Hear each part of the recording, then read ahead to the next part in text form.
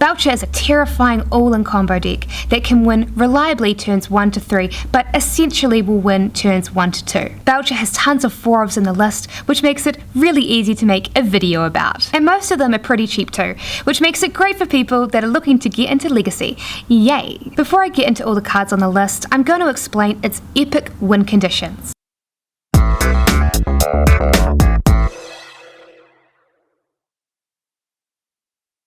And I think it's pretty sweet that for one of the cheaper Legacy options out there, it has some pretty epic win conditions. If you already know Belcher's win conditions, you can skip this and just click on the timestamp they've got in the video description below, which will jump straight to the different cards in the list. So it has 2 win conditions and angles for attack. The first is Goblin Charbelcher.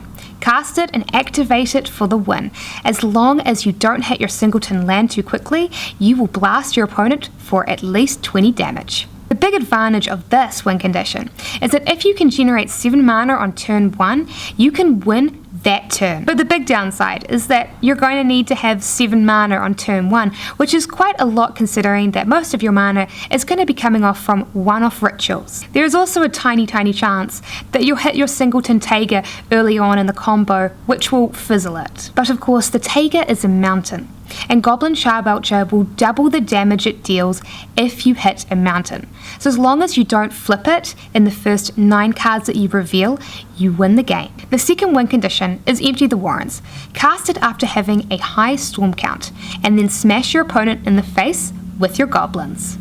The big advantage to this one is you only need 4 mana, not 7. In addition, you can use Burning Wish to tutor for your singleton Empty the Warrens in the sideboard. This would mean that to do the combo, you would need to have 6 mana, but 6 mana is still less than 7. The big downside though is that your 1/1 goblins don't have haste.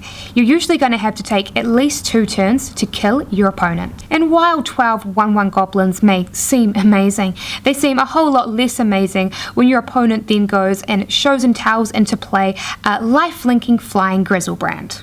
And herein reveals the weakness of Belcher.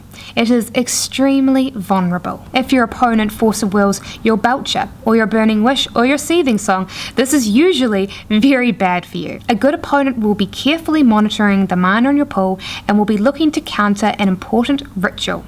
If they try to force a will Empty the Warrens, they're only going to be countering 1 instance of the spell, courtesy of Storm, so a good opponent is not going to be doing that. It's also pretty bad if your opponent thought seizes from your hand, your Belcher, or your Burning Wish, or your Empty the Warrens.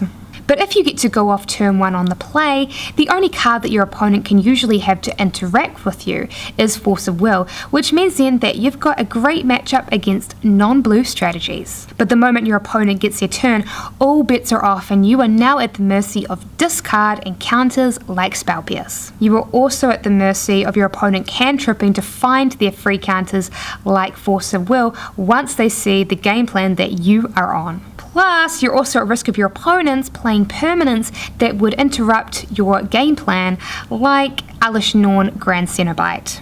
And because you're playing Belcher, you are playing a main board that has no way to interact with your opponent's interaction, which means that you are sitting there across the table from them, praying and hoping to win that dice roll. I remember once I was versing my friend Robert.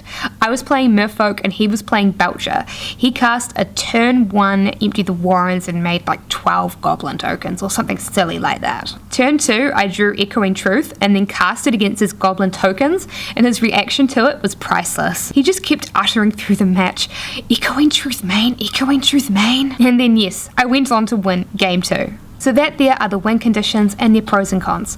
Let's move on to the creatures that Belcher runs. It runs 4 Elvish Spirit Guide. Obviously, you're never going to be casting this as a creature, you're instead only going to be exiling it for mana. And it runs 4 Simian Spirit Guide, the red version of Elvish Spirit Guide. Exile it to get 1 red mana in your pool. And it runs 4 Tinderwall. Think of this as a mana ritual attached to a body. And some lists will run 1 to 2 copies of Street Wrath. And these are all the creatures that it runs. Let's move on to the instants and sorceries. Obviously it runs 3 Empty the Warrants, one of your win conditions. And it runs 4 Burning Wish. This is usually going to be used to grab your singleton copy of Empty the Warrants in the sideboard. The Burning Wish into the Empty the Warrants plan means you essentially have 11 win conditions in your main board, which gives you a lot of consistency in being able to go off turns 1 and 2. You can also use Burning Wish to grab other cards in your sideboard, which I'm going to explain later when I go through the different sideboard tech. And it runs 4 Gitaxian Probe. This is an absolute all-star. It lets you filter through your list for free at the small cost of some life. It means then that it makes your list essentially 56 cards instead of 60, which increases the consistency and potency of the list. And plus it also lets you look at your opponent's hand. This will save you from attempting an Empty the Warrants plan into a turn 1 reanimator combo into a Grizzlebrand. But be warned, it can also make you extremely sad. I remember game 2 against my friend Robert when he Gitaxian probed me and saw all of the hate in my hand. And it runs 3 to 4 land grant, letting you search up your singleton Taiga.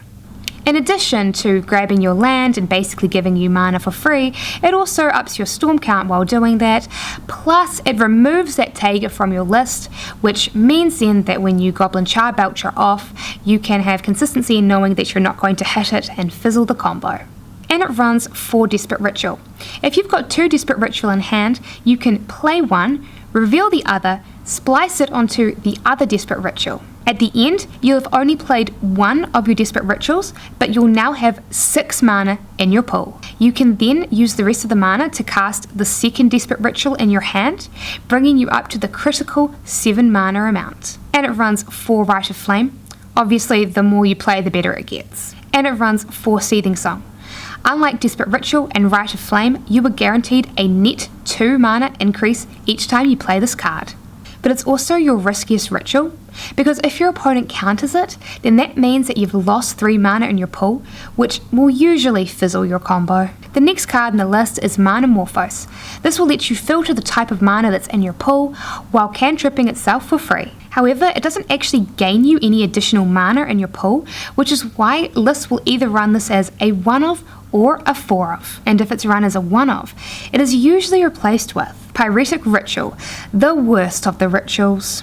Some lists will opt to run 1 of Mana Morphos and then 4 Pyretic Ritual.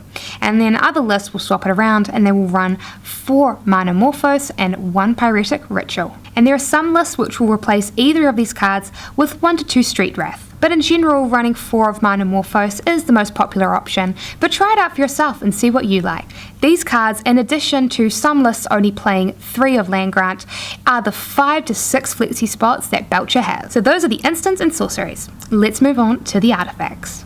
Obviously it runs 4 of Coblin Charbelcher, which is one of your win conditions. And it runs 4 Chrome Mox. This is best used in conjunction with a useless card in your hand, like a Burning Wish if you've already got an Empty the Warrants in hand.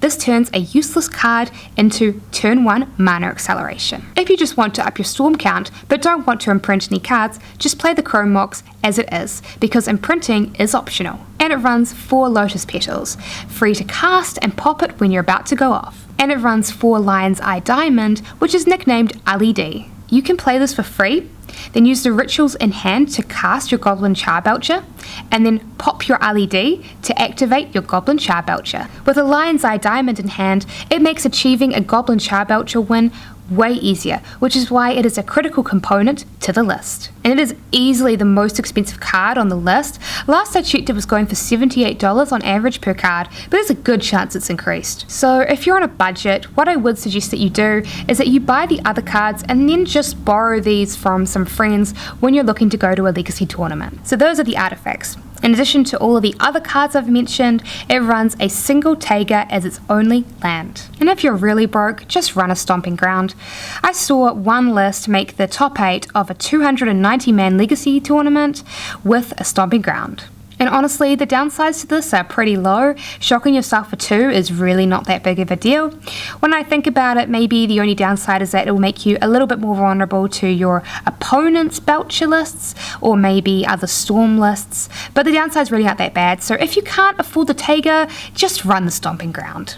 In Legacy, I'm a bit of a perfectionist, and I'm self-confessed fun police when it comes to playing the best cards for a list, but even I will say that you should probably just run the Stomping Ground over the Taiga if you can't afford it. And that concludes the main board. Let's move on to the sideboard. The sideboard is split into your wish board and then the rest. For those of you that don't know, the term wish board refers to the cards that you're going to be able to be grabbing using your burning wish. Wish boards are fun and add a ton of utility. The other cards are in there to negate the disruption that your opponent is definitely going to be sideboarding in after they see what your game plan is after game 1. It runs 1 Goblin War Strike. This is a great win condition to play if you have both an Empty the Warrens in hand and a Burning Wish. And it runs 1 Pyroclasm. This is a very efficient sweeper. It will completely destroy an elf player's board or even your opponent's goblin tokens. And it runs 1 Infernal Tutor. This is great if you've got a hand full of rituals plus a burning wish. Play all of your rituals and empty your hand, then play your burning wish completely emptying your hand, and then grab Infernal Tutor and then tutor up Coblin Charbelcher for the win.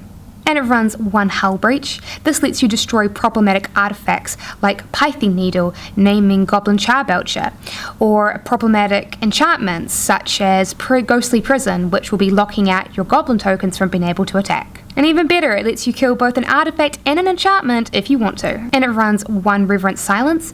In addition to your single Taiga, it lets you destroy all the enchantments on the board for basically free, which means that if your opponent has multiple ley lines of sanctities in play, it really doesn't matter. Plus, it runs 1 Shattering Spree in the sideboard, letting you destroy multiple problematic artifacts, and is great against strategies like Mud. And those are the usual cards that are included with your wish board. This will take up 5 slots, leaving you with 10 slots for your other cards to deal with your opponent's disruption. And when I say your opponent's disruption, I mean just that. You're not going to be trying to disrupt their plan, you're going to be trying to make sure that they don't disrupt your game plan, because you are one of the fastest strategies in Legacy. Xantid Swarm is sometimes played as a 4-of to help counter your opponent's counters. Against blue-based strategies with no removal, playing this will normally cripple them. They either have to counter this or they basically lose. This is great against merfolk. Pyroblast sometimes sees play as a great way to deal with your opponent's counter. Likewise, Red Elemental Blast is the same thing for the same cost. Carpeted Flowers lets you gain a huge advantage against blue-based strategies, which means then that you can overcome their taxing counters. And Autumn's Veil acts like silence against blue counters. But of course, these are just the most commonly played sideboard cards. It's Legacy, so there are tons of options, so try out all sorts of them for yourself. Some people have some really cool things, like playing Cave In instead of Pyroclasm. One thing to keep in mind is that having Mana Morphos as a 4-of in your list gives you a little bit more flexibility when sideboarding in cards. I've seen some people run Tendrils of Agony in the sideboard as an alternate win condition. Play around with it, see what you like best, and if you've got any suggestions, I'd really appreciate it if you'd list them in the comment section below. And so that there is Legacy Belcher. It's a cheap, terrifying all-in combo that is a glass cannon, and it's an awesome way to get into Legacy. If you liked this video, I'd appreciate it if you gave it a thumbs up. And if you're watching on YouTube, I'd really appreciate it if you subscribe to my channel. And if you're watching this on Facebook, I'd really appreciate it if you liked my page. Thanks for watching, and see you again next time on Magic the Gathering Kiwi.